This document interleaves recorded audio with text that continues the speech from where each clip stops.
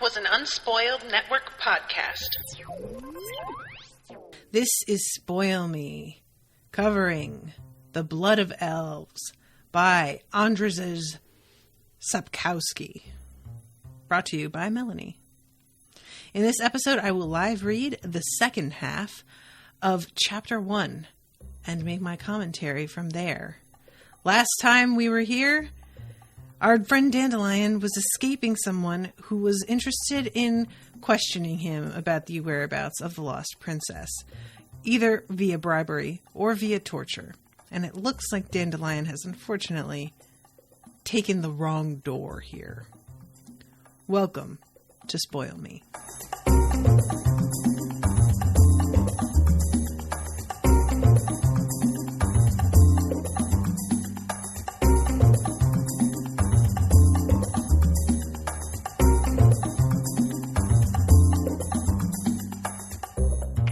Welcome to the show, everybody. I am Natasha.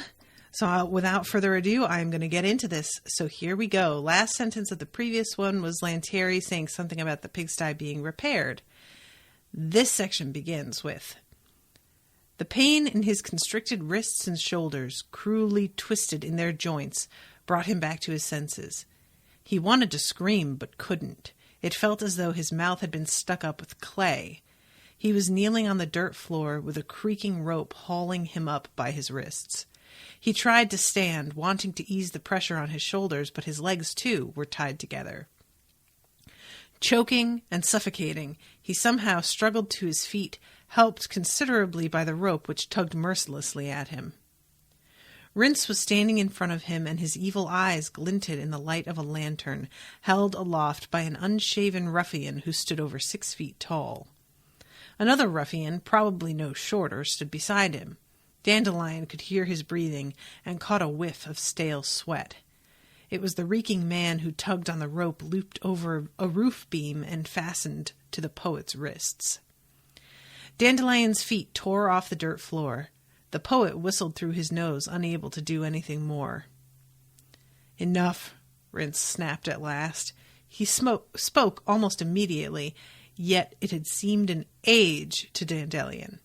No, you see that? I just went into Dandelion, guys. I'm going to do Dandelion. I'm doing it. The bard's feet touched the ground, but despite his most heartfelt desire, he could not kneel again. The tight-drawn rope was still holding him as taut as a string. Rince came closer. There was not even a trace of emotion on his face. The damp eyes had not changed their expression in the least. His tone of voice, too, remained calm, quiet, even a little bored.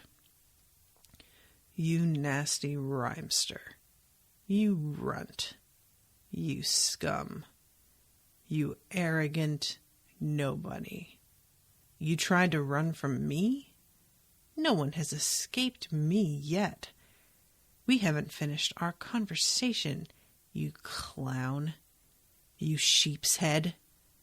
I asked you a question, under much pleasanter circumstances than these. Now you are going to answer all my questions, and in far less pleasant circumstances. Am I right?" Dandelion nodded eagerly. Only now did Rince smile and make a sign. The bard squealed helplessly, feeling the rope tighten and his arms twisted backwards, cracking in their joints. "You can't talk," Rince confirmed, still smiling loathsomely. "And it hurts, doesn't it? For the moment, you should know I'm having you strung up like this for my own pleasure, just because I love watching people suffer. Go on, just a little higher." Dandelion was wheezing so hard he almost choked. "Enough," Rince finally ordered, then approached the poet and grabbed him by his shirt ruffles. "Listen to me, you little cock. I'm going to lift the spell so you can talk, but if you try to raise your charming voice any louder than necessary, you'll be sorry." He made a gesture with his hand, touching the poet's cheek with his ring, and Dandelion felt sensation return to his jaw, tongue, and palate. "Now," Rince continued quietly, "I'm going to ask you a few questions, and you're going to answer them quickly, fluently, and comprehensively. And if you stammer or hesitate, even for a moment, if you give me the slightest reason to doubt the truth of your words, then look down." Dandelion obeyed.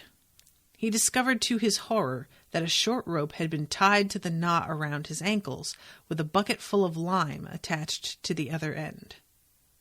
"If I have you pulled any higher," Rince smiled cruelly, "and this bucket lifts with you, then you will probably never regain the feeling in your hands. After that, I doubt you'll be capable of playing anything on a lute. I really doubt it. So I think you'll talk to me. Am I right?" Dandelion didn't agree because he couldn't move his head or find his voice out of sheer fright. But Rince did not seem to require confirmation. "It is to be understood," he stated, "that I will know immediately if you are telling the truth. If you try to trick me, I will realize straight away, and I won't be fooled by any poetic ploys or vague erudition. This is a trifle for me, just as paralyzing you on the stairs was a trifle. So I advise you to weigh each word with care, you piece of scum. So let's get on with it and stop wasting time. As you know, I'm interested in the heroine of one of your beautiful ballads, Queen Calanthe of Cintra's granddaughter, Princess Cyrilla, endearingly known as Ciri. According to eyewitnesses, this little person died during the siege of the town 2 years ago, whereas in your ballad you so vividly and touchingly described her meeting a strange, almost legendary individual, the Witcher, Gerald. Leaving the poetic drivel about destiny and the decrees of fate aside, for the rest of the ballad, it seems the child survived the Battle of Cintra in one piece. Is that true?" "I don't know," moaned Dandelion. "By all the gods, I'm only a poet. I've heard this and that and the rest." "Well, the rest I invented, made it up. I don't know anything." The bard howled on seeing Rince give a sign to the reeking man and feeling the rope tighten. "I'm not lying." "True." Rince nodded. "You're not lying outright. I would have sensed it, but you are beating about the bush. You wouldn't have thought the ballad up just like that, not without reason. And you do know the Witcher, after all. You've often been seen in his company, so talk, Dandelion, if you treasure your joints. Everything you know." "This Ciri," panted the poet, "was destined for the Witcher. She's a so-called child surprise. You must have heard it. The story's well known. Her parents swore to hand her over to the Witcher." "Her parents are supposed to have handed the child over to that crazed mutant? The murderous mercenary? You're lying, rhymester. Keep such tales for women."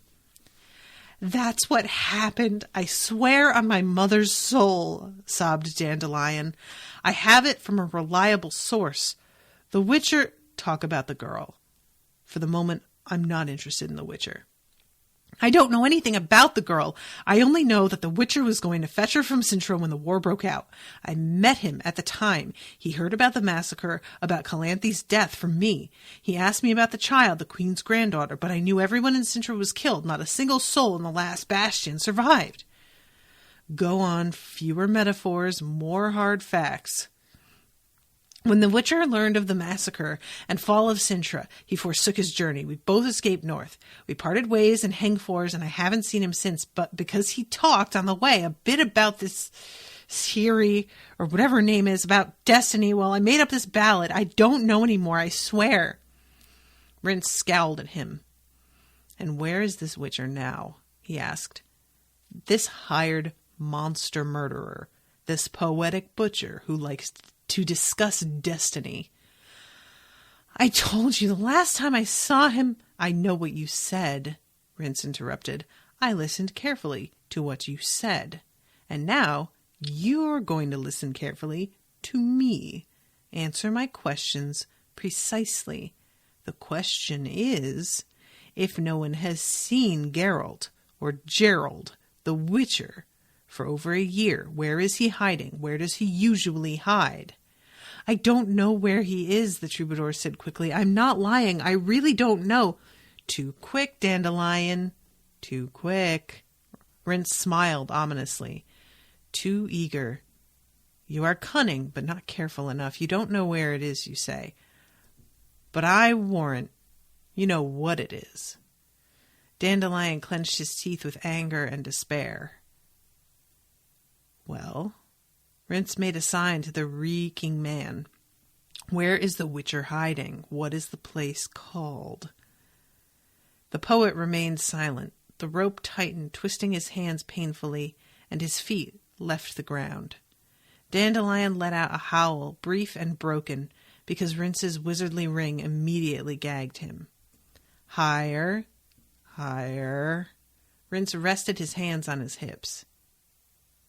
You know, Dandelion, I could use magic to sound out your mind, but it's exhausting. Besides, I like seeing people's eyes pop out from their sockets from pain, and you're going to tell me anyway. Dandelion knew he would. The rope secured to his ankles grew taut. The bucket of lime scraped across the ground. Sir, said the first ruffian suddenly, covering the lantern with his cloak and peering through the gap in the pigsty door. Someone's coming. A lass, I think. You know what to do, Rince hissed. Put the lantern out.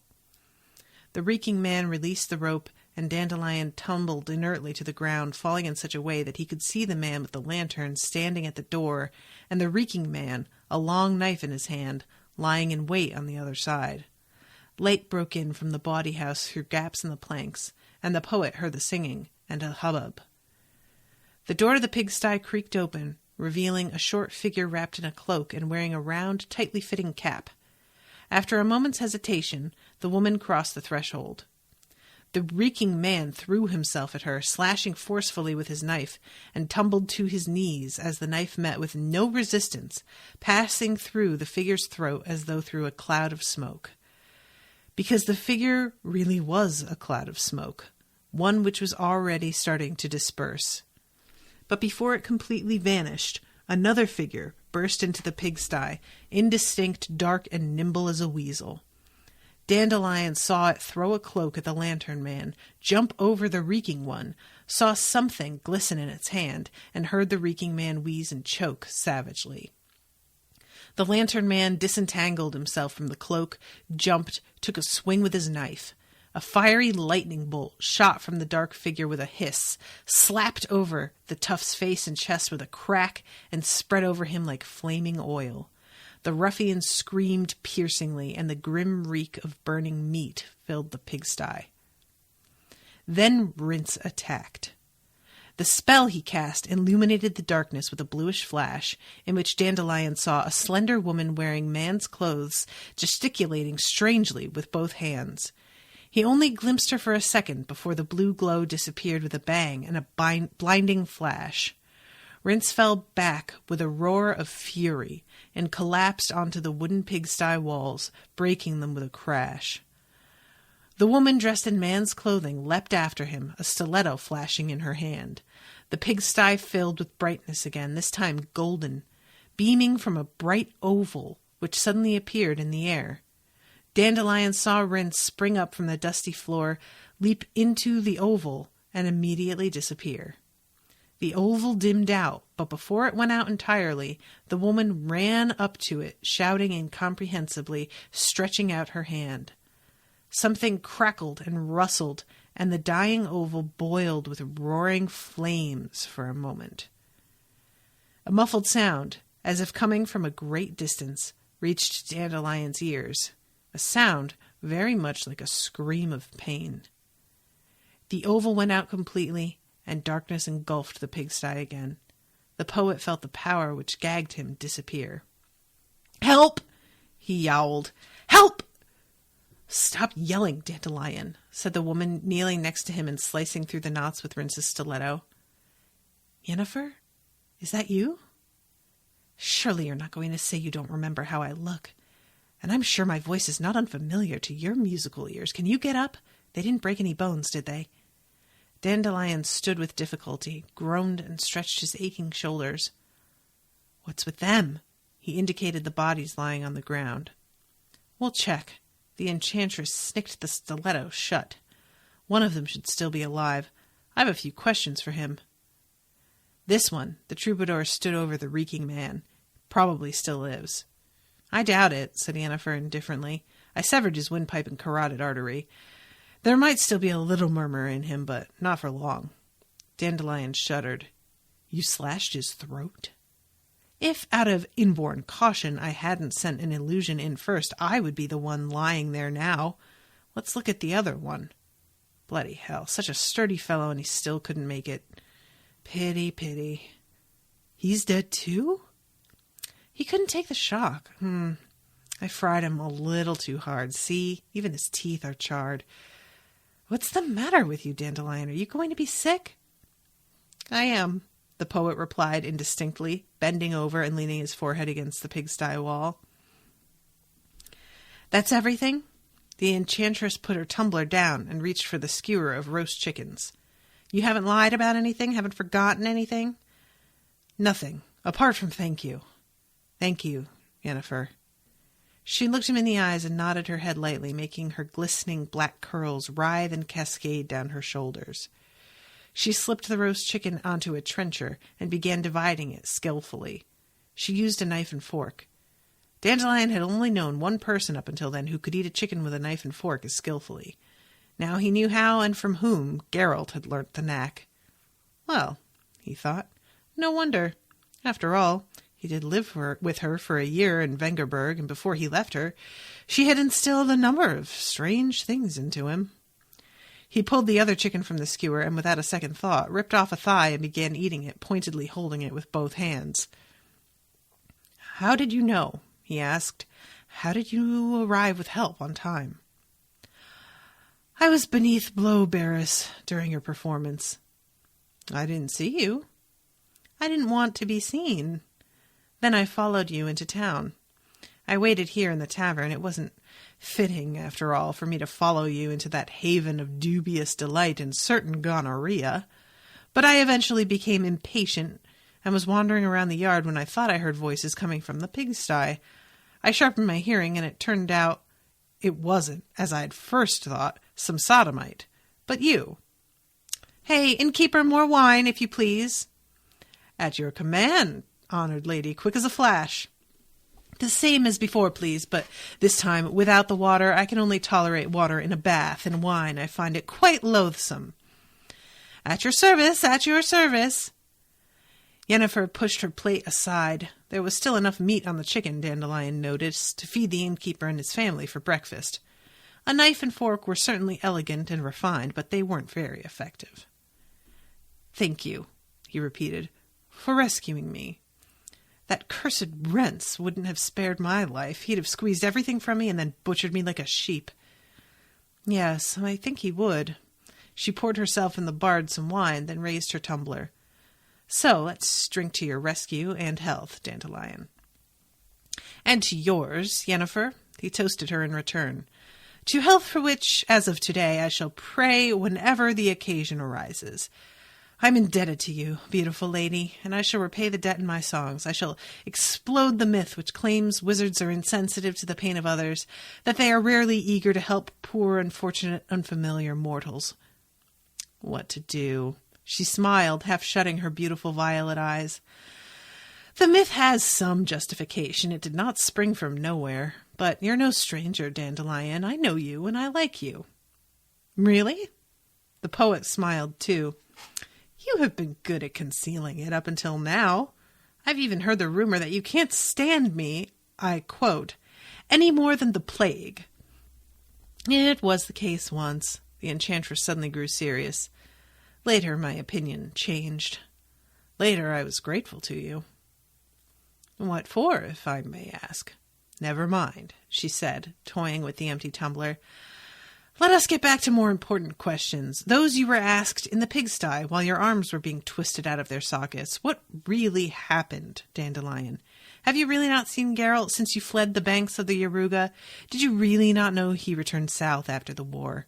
That he was seriously wounded, so seriously there were even rumors of his death? Didn't you know anything? No, I didn't. I stayed in Pont Vannis for a long time, in Esther and Thyssen's court, and then at Niennemers and Hengfors. You didn't know. The enchantress nodded and unfastened her tunic. A black velvet ribbon wound around her neck, an obsidian star set with diamonds hanging from it. You didn't know that when his wounds healed, Geralt went to Trans River? You can't guess what he was looking for? That I can, but I don't know if he found her. You don't know, she repeated. You, who usually know everything, and then sing about everything. Even such intimate matters as someone else's feelings. I listened to your ballads beneath Bloberus, Dandelion. You dedicated a good few verses to me. Poetry, he muttered, staring at the chicken. It has its rights. No one should be offended. Hair like a raven's wing, as a storm in the night, quoted Yennefer with exaggerated emphasis, and in the violet eyes sleep lightning bolts. Isn't that how it went? That's how I remembered you. The poet smiled faintly. May the first who wishes to claim the description is untrue throw the first stone. Only I don't know. The enchantress pinched her lips together. Who gave you permission to describe my internal organs? How did it go? Her heart, as though a jewel, adorned her neck. Half of it as diamond made, and as a diamond so unfeeling, sharper than obsidian, cutting. Did you make that up yourself? Or perhaps... His lips quivered, twisted. Or perhaps you listened to someone's confidences and grievances. Dandelion cleared his throat and veered away from the dangerous subject. Tell me, Yennefer, when did you last see Geralt? A long time ago. After the war? After the war. Yennefer's voice changed a little. No, I never saw him after the war. For a long time, I didn't see anybody. Well, back to the point, poet. I am a little surprised to discover that you do not know anything, you have not heard anything, and that in spite of this, someone searching for information picked you out to stretch over a beam. Doesn't that worry you? It does. Listen to me, she said sharply, banging her tumble against the table. Listen carefully. Strike that ballad from your repertoire. Don't sing it again. Are you talking about... You know perfectly well what I'm talking about. Sing about the war against Nilfgaard. Sing about Geralt and me. You'll neither harm nor help anyone in the process. You'll make nothing any better or worse, but do not sing about the lion cub of Sintra. She glanced around to check if any of the few customers at this hour were eavesdropping and waited until the last clearing up had returned to the kitchen. And do try to avoid one-to-one meetings with people you don't know, she said quietly. People who forget to introduce themselves by conveying greetings from a mutual acquaintance. Understand? He looked at her, surprised. Yennefer smiled. Greetings from Dijkstra, Dandelion. Now the bard glanced around timidly. His astonishment must have been evident and his expression amusing, because the sorceress allowed herself a quiet, derisive grimace. While we are on the subject, she whispered, leaning across the table, Dijkstra is asking for a report. You're on your way back from Verdun, and he's interested in hearing what's being said at King Ervil's court. He asked me to convey that this time your report should be to the point, detailed, and under no circumstances in verse. Prose, Dandelion. Prose. The poet swallowed and nodded. He remained silent, pondering the question, but the enchantress anticipated him. Difficult times are approaching, she said quietly. Difficult and dangerous. A time of change is coming. It would be a shame to grow old with the uncomfortable conviction that one had done nothing to ensure that these changes are for the better. Don't you agree? He agreed with a nod and cleared his throat. Yennefer? I'm listening, poet. Those men in the pigsty. I would like to know who they were, what they wanted, and who sent them. You killed them both, but rumor has it you can draw information even from the dead. And doesn't rumor also have it that necromancy is forbidden by edict of the chapter? Let it go, Dandelion. Those thugs probably didn't know much anyway. The one who escaped... He's another matter. Rince. He was a wizard, wasn't he? Yes, but not a very proficient one. Yet he managed to escape from you. I saw how he did it. He teleported, didn't he? Doesn't that prove anything? Indeed it does. That someone helped him. Rince had neither the time nor the strength to open an oval portal suspended in the air. A portal like that is no joke. It's clear someone else opened it. Someone far more powerful. That's why I was afraid to chase him, not knowing where I would land. But I sent some pretty hot stuff after him. He's going to need a lot of spells and some effective burn elixirs, and will remain marked for some time. Maybe you will be interested to hear that he was a Nilfgaardian. You think so? Jennifer sat up and with a swift movement pulled the stiletto from her pocket and turned it in her palm. A lot of people carry Nilfgaardian knives now. They're comfortable and handy. They can even be hidden in cleavage. It's not the knife. When he was questioning me, he used the term battle for Sintra, conquest of the town, or something along those lines. I've never heard anyone describe those events like that. For us, it's always been a massacre, the massacre of Sintra. No one refers to it by any other name. The magician raised her hands, scrutinizing her nails. Clever, Dandelion. You have a sensitive ear. It's a professional hazard. I wonder which profession you have in mind. She smiled coquettishly, but thank you for the information. It was valuable. Let it be, he replied with a smile, my contribution to making changes for the better. Tell me, Yennefer, why is Nilfgaard so interested in Geralt and the girl from Sintra? Don't stick your nose into that business. She suddenly turned serious. I said you were to forget you ever heard of Calanthe's granddaughter. Indeed you did, but I'm not searching for a subject for a ballad. What the hell are you searching for, then? Trouble? Let's take it, he said quietly, resting his chin on his clasped hands and looking the enchantress in the eye. Let's take it that Geralt did, in fact, find and rescue the child. Let's take it that he finally came to believe in the power of destiny and took the child with him. Where to? Rince tried to force it out of me with torture, but you know, Yennefer, you know where the Witcher is hiding. I do. And you know how to get there. I know that too. Don't you think he should be warned? Warned that the likes of Rince are looking for him and the little girl? I would go, but I honestly don't know where it is. That place whose name I prefer not to say. Get to the point, Dandelion. If you know where Geralt is, you ought to go and warn him. You owe him that, Yennefer. There was, after all, something between you. Yes, she acknowledged coldly. There was something between us. That's why I know him a bit. He does not like having help imposed on him, and if he was in need of it, he would seek it from those he could trust. A year has gone by since those events, and I've not had any news from him. And as for our debt, I owe him exactly as much as he owes me, no more and no less. So, I'll go then. He raised his head high. Tell me I won't, she interrupted.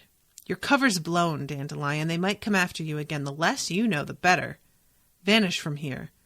Go to Redania, to Dijkstra, and Philippa Eilhart. Stick to Visimir's court. And I warn you once more, forget the lion cub of Sintra. Forget about Ciri. Pretend you have never heard the name. Do as I ask. I wouldn't like anything bad to happen to you. I like you too much. Owe you too much. You've said that already. What do you owe me, Yennefer? The sorceress turned her head away, did not say anything for a while. You traveled with him, she said finally. Thanks to you, he was not alone. You were a friend to him. You were with him. The bard lowered his eyes. He didn't get much from it, he muttered. He didn't get much from our friendship. He had little but trouble because of me. He constantly had to help me get out of some scrape. Help me. She leaned across the table, put her hand on his, and squeezed it hard without saying anything. Her eyes held regret. "Go to Redania," she repeated after a moment. "To Tretogor.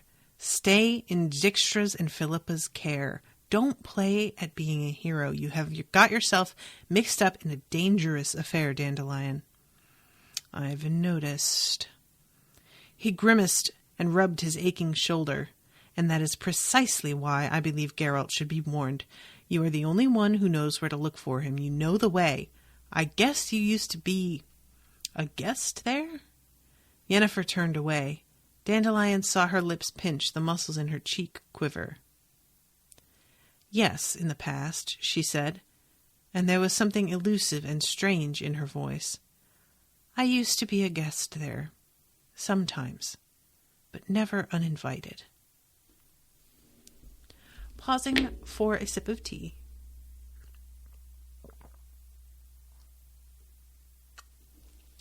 And by a sip, I mean a big-ass gulp.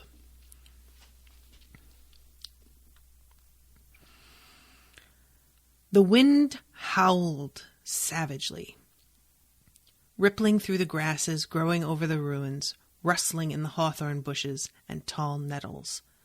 Clouds sped across the sphere of the moon, momentarily illuminating the great castle, drenching the moat and few remaining walls in a pale glow undulating with shadows, and revealing mounds of skulls baring their broken teeth and staring into nothingness through the black holes of their eye sockets. Ciri squealed sharply and hid her face in the Witcher's cloak. The mare, prodded on by the Witcher's heels, carefully stepped over a pile of bricks and passed through the broken arcade. Her horseshoes, ringing against the flagstones, awoke weird echoes between the walls, muffled by the howling gale. Ciri trembled, digging her hands into the horse's mane. "I'm frightened," she whispered. "There's nothing to be frightened of," replied the Witcher, laying his hand on her shoulder. "It's hard to find a safer place in the whole world. This is Kaer Morhen, the Witcher's Keep. There used to be a beautiful castle here, a long time ago." She did not reply, bowing her head low. The Witcher's mare, called Roach, snorted quietly, as if she too wanted to reassure the girl. They immersed themselves in a dark abyss, in a long, unending black tunnel dotted with columns and arcades. Roach stepped confidently and willingly, ignoring the impenetrable darkness, and her horseshoes rang brightly against the floor. In front of them, at the end of the tunnel, a straight vertical line suddenly flared with a red light. Growing taller and wider, it became a door beyond which was a faint glow, the flickering brightness of torches stuck in iron mounts on the walls. A black figure stood framed in the door, blurred by the brightness. "Who comes?" Ciri heard a menacing metallic voice, which sounded like a dog's bark. "Geralt?" "Yes, Eskel, it's me." "Come in." The Witcher dismounted, took Ciri from the saddle, stood her on the ground, and pressed a bundle into her little hands, which she grabbed tightly, only regretting that it was too small for her to hide behind completely. "Wait here with Eskel," he said. "I'll take Roach to the stables." "Come into the light, laddie," growled the man called Eskel. "Don't lurk in the dark." Ciri looked up into his face and barely restrained her frightened scream. He wasn't human. Although he stood on two legs, although he smelled of sweat and smoke, although he wore ordinary human clothes, he was not human. "No human can have a face like that," she thought. "Well, what are you waiting for?" repeated Eskel. She didn't move. In the darkness, she heard the clatter of Roach's horseshoes grow fainter. Something soft and squeaking ran over her foot. She jumped. "Don't loiter in the dark, or the rats will eat your boots." Still clinging to her bundle, Ciri moved briskly towards the light. The rats bolted out from beneath her feet with a squeak. Eskel leaned over, took the package from her, and pulled back her hood. "A plague on it," he muttered. "A girl, that's all we need." She glanced at him, frightened. Eskel was smiling. She saw that he was human after all, that he had an entirely human face, deformed by long, ugly, semicircular scar running from the corner of his mouth across the length of his cheek up to one ear. "Since you're here, welcome to Kaer Morhen," he said. "What do they call you?" "Ciri." Geralt emerged silently from the darkness. Eskel turned around. Suddenly, quickly, wordlessly, the Witchers fell into each other's arms and wound their shoulders around each other tight and hard for one brief moment. "Wolf, you're alive." "I am." "All right." Eskel took a torch from its bracket. "Come on, I'm closing the inner gates to stop the heat escaping." They walked along the corridor. There were rats here, too. They flitted under the walls, squeaked from the dark abyss from the branching passages, and skittered before the swaying circle of light thrown by the torch. Ciri walked quickly, trying to keep up with the men. "Who's wintering here, Eskel? Apart from Vesemir?" "Lambert and Cohen." They descended a steep and slippery flight of stairs. A gleam was visible below them. Ciri heard voices, detected the smell of smoke.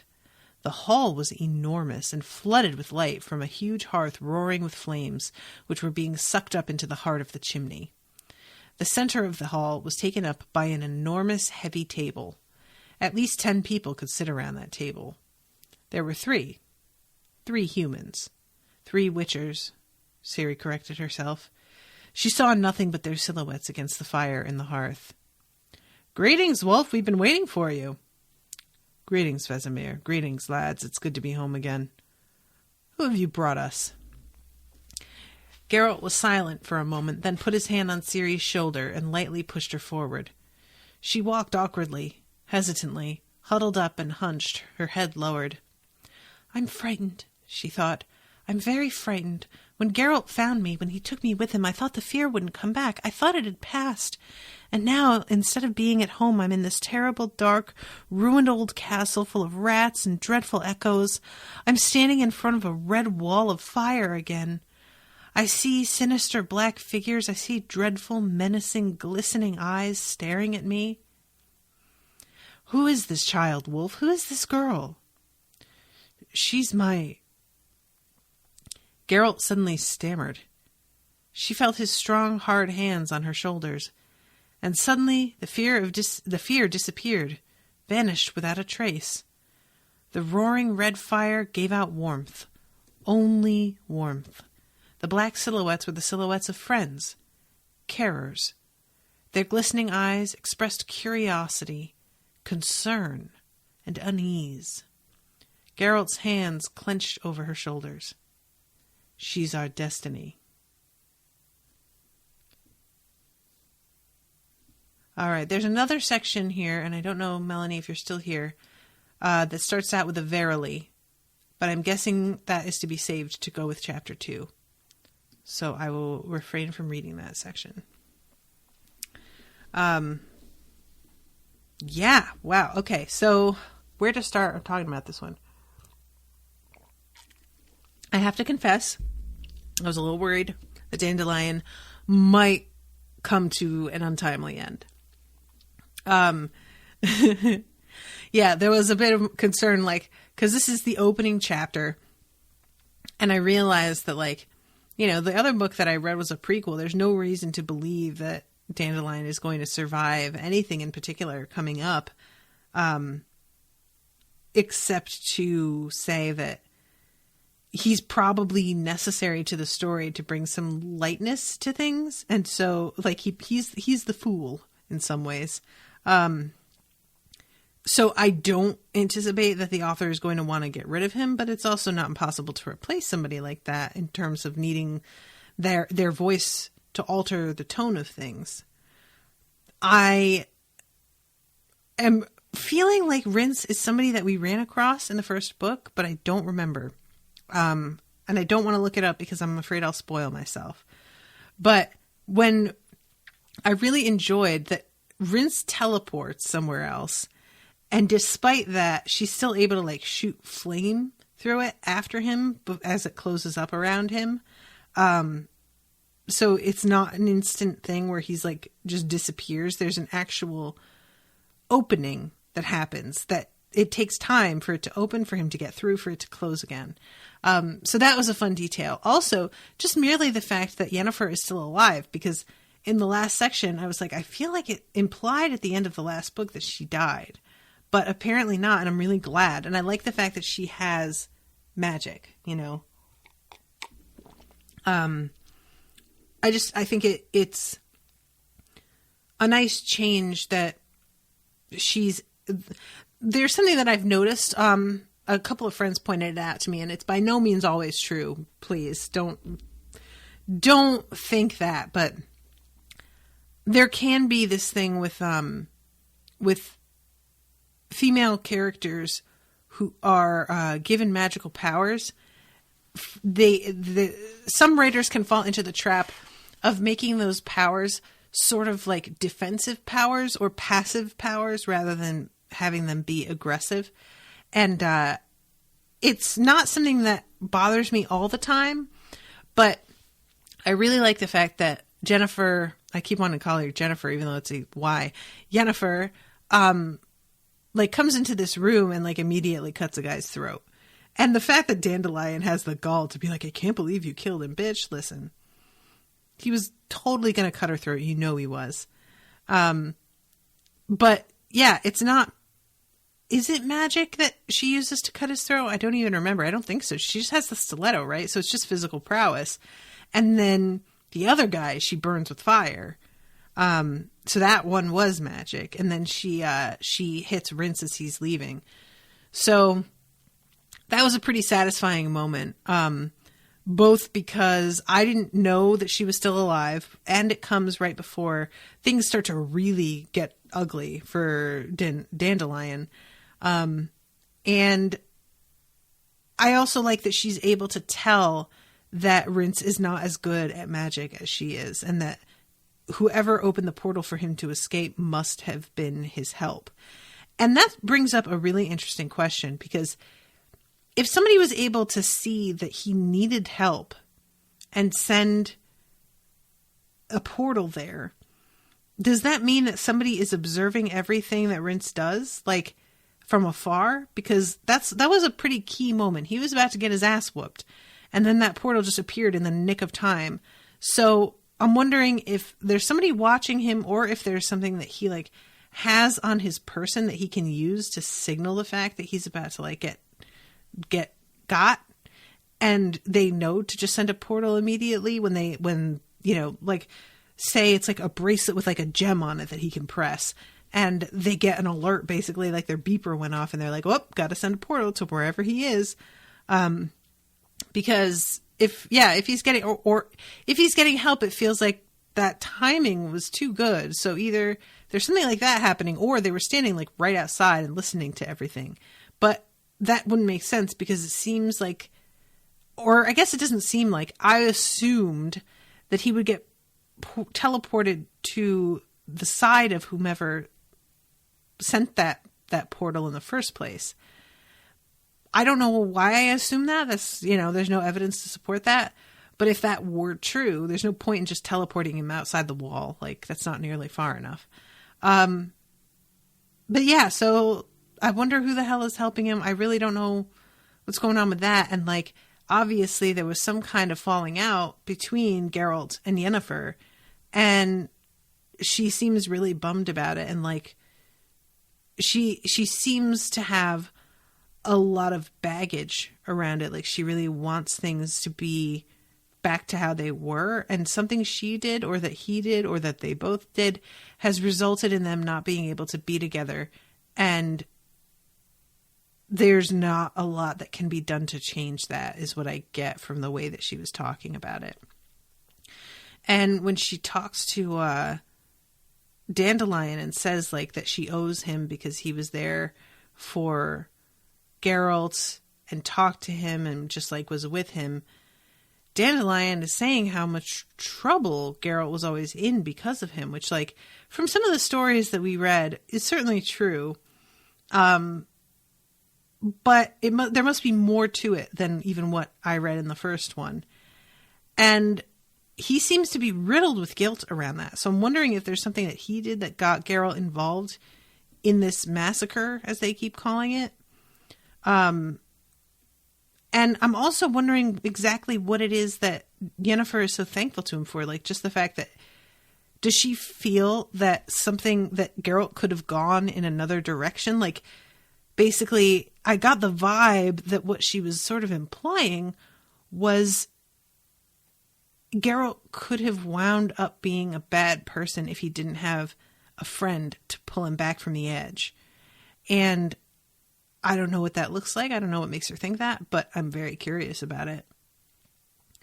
But yeah, so then we go to Geralt because she's asking, she wants, first of all, Dandelion wants to warn Geralt about these people that are after him, which I really do understand the impulse, but like, come on, Geralt knows these guys are after him. Get out of here. Like, of course he knows. He's not an idiot, right? But she doesn't want to, she feels like essentially even doing something out of the kindness of her heart with the best of intentions, like warning Geralt, will be seen as an imposition, like sort of invading his space, that she was not invited there, that that he didn't ask for her help, and basically she's like putting herself forward too much. I'm not like familiar enough with what happened between the two of them to know that, but that reeks to me of some rationalization because she just doesn't want to see him or doesn't want him to know that she still really cares about him. I don't know. And so she won't go warn him herself. And when Dandelion is like, well, fine, I'll go warn him and you just tell me how to get there, she says no, and that he needs to know even less than he does to be safe. So she's not going to trust him with that kind of information. But apparently wherever Geralt goes to hide is pretty consistent, and they both know about it. And when we go to Geralt's POV, it's not really Geralt's POV, it's the little girl Ciri's POV. When we get there, she is on the horse with him riding into this abandoned castle, which, you know, there's a huge section of the first book in which she's monologuing about how the Witchers in general are all dying out, and nobody is training new ones, and that soon this art is going to be like lost forever. And I'm assuming that this castle is like where is this castle Hogwarts, where Hogwarts used to be? I don't know. I'm just curious about exactly what it is about this place that makes him feel so safe here. Because apparently Dandelion like knows what it is, but no idea how to get there. So Dandelion doesn't seem like the forgetful type, so its location must be pretty secret. And also, more than just like, why do you feel safe here in terms of location? He's got people that are waiting for him, and they don't know who he's bringing with him. So it's not like this was all part of this big plan. And he went and got the girl, and he's bringing her back to all of these people who are like on his side or like on the same page as him. He just shows up with her and is like, all right, guys, well, we got this little girl, so she's going to change everything. Get ready. Hold on to your butts, which really surprised me. Like, I didn't expect this meeting to be like kind of dropped on them and out of nowhere. I thought that he was going to meet a bunch of people who were like already in the midst of planning something. So, yeah, but he says she's our destiny. And I don't know what that means. Is she the future Witcher? Like, a child surprise is what Dandelion keeps calling it. And I feel like, is that like Jesus? Was Jesus a child? Because I feel like that's what Jesus was. And I'm not being flip. But, well, maybe a little bit. But yeah, what about her exactly makes it so that he has all of this faith in her and really believes that she's like going to be super important? Melanie says, Hoggy care more in Hogwarts. Yeah, I mean, it's like essentially it seems like what the Witchers do and have done to them is actual magic, like mutilation, yes, but also magical mutilation. So I don't know. Man, there's a lot happening here. Melanie, do you have any more questions for me? This one was a little bit shorter than the last one. There wasn't quite as much to read. But I feel like you picked a good spot for me to end the last one so that there was a bit of a suspense. There was a cliffhanger in that chapter. And then, of course, this ends on a cliffhanger.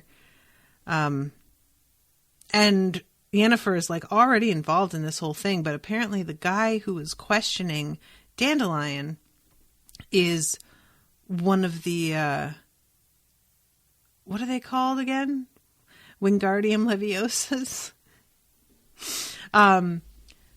I just don't know what that crew is about. There's no map in this book, right? I didn't see one.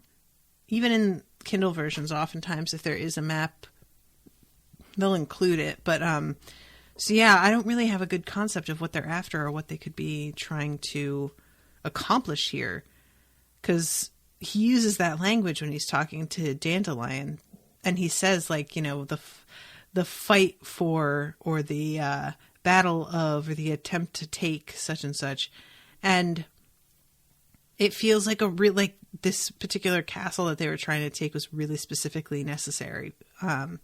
So I'm wondering about that, guys. And I'm wondering if these dudes that are like in this hall are the last of the Witchers. Like, how many are there? Because it says that the Witchers embraced when he and the dude at the end embrace. I am assuming that the other guys that are downstairs are all also Witchers. Are there any female Witchers? That would be a bummer if there weren't any females. I mean, I was assuming he was training Ciri to be one, so I don't think it's out of the question. But they're definitely only all men there now, I think. Unless I'm woefully mistaken, unless I misread or missed it or something.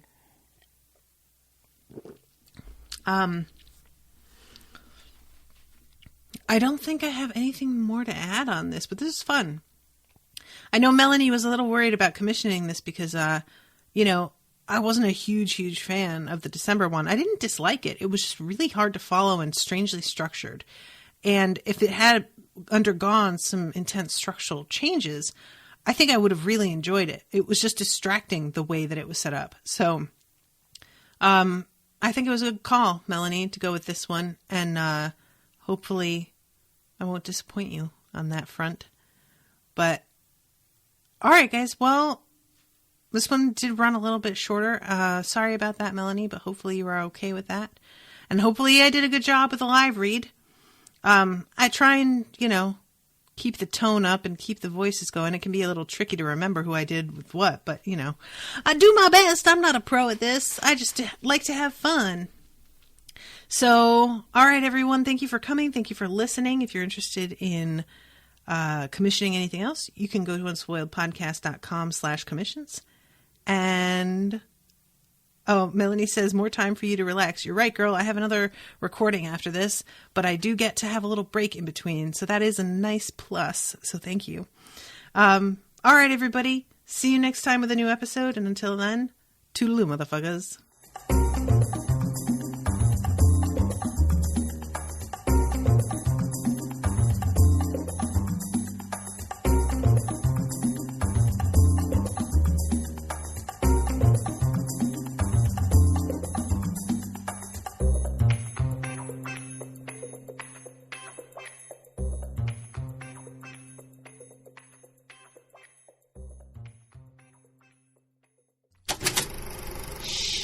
That was an Unspoiled Network podcast.